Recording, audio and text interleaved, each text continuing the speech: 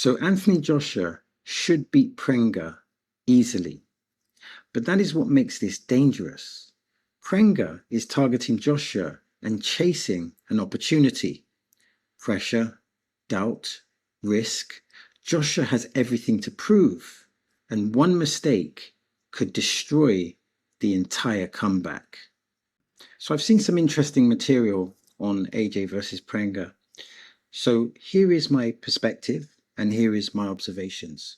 The first thing is that Prenga is presenting himself as someone who can expose specific flaws in Joshua's defense. My first question is, what are AJ's flaws? So you could make an argument about punch volume, that he doesn't punch enough. That's because he punches really hard. You could make another argument about his confidence, that he's not as confident as he was. And you can also make an argument that he does not jab enough. On top of this, you could argue that at times he punches too much through the target as opposed to at the target, and this creates more counter opportunities. And for a reference point of that, look at the fight that he had against Daniel Dubois. From Prenga's perspective, he also needs to correct his weaknesses as opposed to just looking at Anthony Joshua's weaknesses, because the reality is that Anthony Joshua is a former two-time heavyweight champion, has tremendous power, good speed, good ring IQ, and he's going to come with some serious intent. So every human being, every Homo sapien is mortal, so therefore there'll be weaknesses, but former two-time heavyweight champions will have great strengths. So the next part here is that Prenga's early knockout strategy suggests he either cannot outbox Joshua over distance or he believes he does not need to. There's a premise to this statement that he's going for the early knockout. Is that true? That sounds like a terrible idea.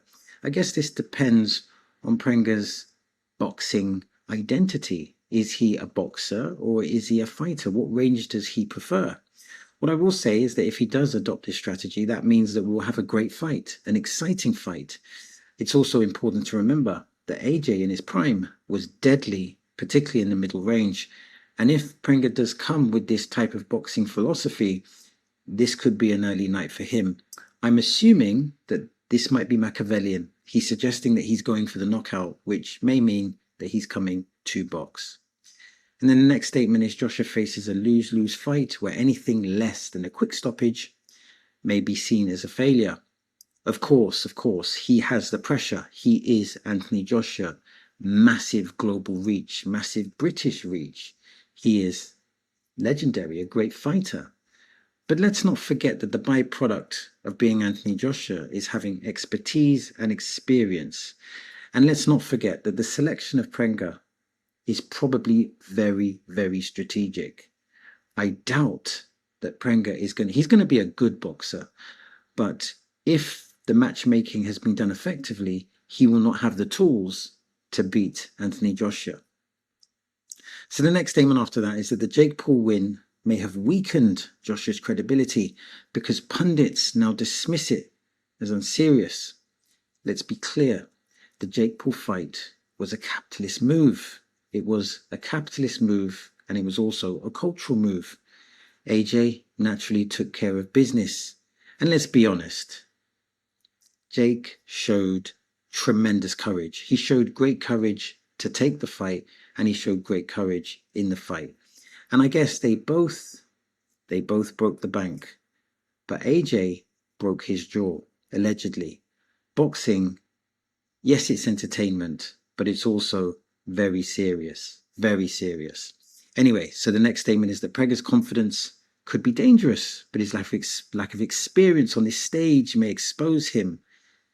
My question to that is his confidence real? Of course, we can say that we're confident, but does that mean that we really are confident? So is his confidence real? That's the important thing.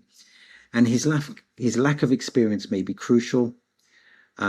He might be susceptible to being caught early, susceptible to make a mistake, which an experienced operator like Anthony Joshua should be able to exploit.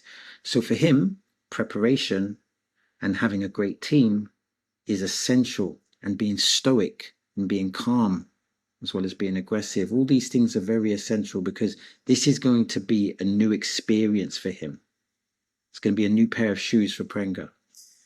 Then the next statement is Joshua's mental gains under Usic's system may be real, but they also may be borrowed confidence. That's a very weird statement because from my perspective, maybe I'm not looking at this from a deeper level, but isn't borrowed confidence still confidence? And surely the importance is having confidence, whether it is borrowed or not. Now, maybe if we're saying that borrowed confidence means that it's not real confidence, and if you get into a tough fight, then you lose your confidence, then maybe that's one thing. But to me, if it's real confidence that's backed by a strong camp and by pedigree, then that's a good thing. And then the next statement is Joshua risks falling into the classic trap of overlooking Prenga while focusing on a bigger future fight. AJ needs to be focused and in the moment, minimize mistakes while maintaining viciousness. Yes, he needs to minimize his mistakes.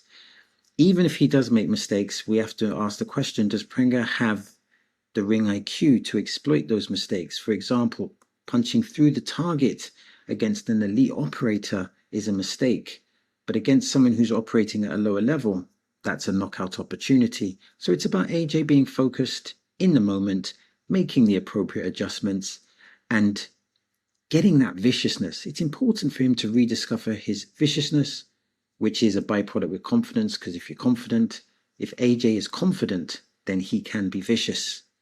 And then we have the heavyweight division's tune-up fights, maybe protecting Joshua Fury. That's the big fight they will want to see, but they could also be hurting its value. From my perspective, from an outsider looking in, I don't think a tune-up hurts the value, but it does create more suspense because more tune-ups mean that there's a bigger gap and we all want to see that fight. Now, if in either of the tune-ups, so if Tyson Fury has a tune-up and he looks bad, and then Anthony Joshua has a tune-up and he looks bad, that can reduce the expectation of the fight, and perhaps that could damage the value of the fight. But if the tune-ups are viral, sensational moments, or if the tune-ups are good performances, then that will just add more spice. And then the next statement is planning future fights before this one is over increasing the risk of an upset. Again, we know that AJ needs to be in the moment. He needs to minimize his mistakes while being vicious. He needs to, and this is really important, he needs to prepare for Prenga, not for Tyson Fury. He's not fighting Tyson Fury. He's fighting Prenga. So he needs to study the tapes of Prenga and he needs the appropriate sparring for Prenga. Now, obviously, there might be some correlations between Prenga and Tyson Fury. I'm assuming that's why he selected him. However, he needs to look at the tapes of Prenga, study Prenga. He needs to have Prenga in his mindset because that's the person he is fighting. Focus and being in the moment is so essential. And then finally, Prenga's unbeaten record and lack of footage make him either unproven or unusually dangerous. Okay, there's a premise here. Okay, so we know he's got an unbeaten record, but is there really a lack of footage of him? The lack of footage, that can be an advantage, as we saw in the Rico Usyk situation. But is that premise true? Because if he's a boxer and he has an unbeaten record, then there should be footage of him. And if he doesn't have footage of him, then that could indicate the level of opposition that he's been operating at. Let's be honest, if Prenga is dangerous or is more dangerous, then this is bad matchmaking. And there's a few questions when it comes to Prenga. Can he take a punch? Does he hit hard? Does he have high boxing IQ? What are his strengths? And does he have good or bad defense? If he ticks all the boxes, then unfortunately, Anthony Joshua's team have done some poor matchmaking. Think of this. Anthony Joshua has the experience and the power and the expertise. Prenga has the confidence, the mystery, and nothing to lose. What does that create? It creates danger. And Joshua must study the tape, prepare correctly, and stay in the moment. That means no distractions, no complacency, and no mistakes. But if Prenga is more dangerous than expected, this stops being a tune-up fight, and it becomes bad matchmaking. Now, Joshua should win, but heavyweight boxing does not care about expectations. So that's the end of the video. Now I'm trying to build a digital boxing community, and that means I'm interested in your thoughts, I'm interested in your perspectives, and I'm interested in your observations. Now, if you want to support the channel, press like, hype, and subscribe. And if you want to watch more content like this, then simply click here or click here. As always, thanks for your time. It is much appreciated.